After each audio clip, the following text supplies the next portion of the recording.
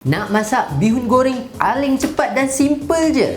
Ini caranya dalam resepi 20 minit. Siap. First kali bila minyak dah panas, kita gorengkan ikan bilis kita dulu.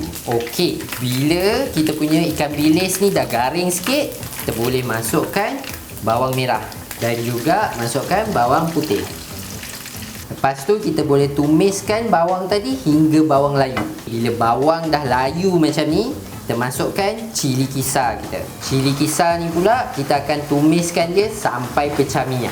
So bila dah nampak dah pecah minyak sambal tadi tu, kita boleh masukkan sedikit kicap. Untuk seterusnya sayur, sebenarnya korang boleh pilih lah sayur nak apa-apa jenis kan.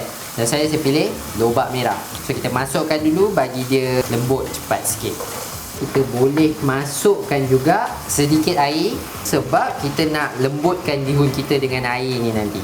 Seterusnya kita masukkan 2 biji telur. Lepas tu kita hancur-hancurkan dia dan terus letakkan serbuk perasa. Last sekali kita akan masukkan kita punya bihun. Bihun ni kita dah rendamkan dia dengan air biasa.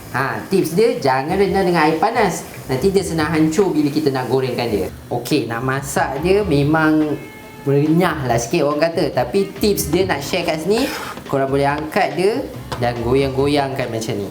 Barulah bihun tu akan masak sekata nanti dengan kita punya rencah tadi. Okey, untuk tips masak bihun ni juga, korang tak boleh lah masak lama sangat. Sebab kalau tak nanti dia putus-putus lah pula, hancur berderai kan. So bila dah macam ni, dah just nice untuk kita makan.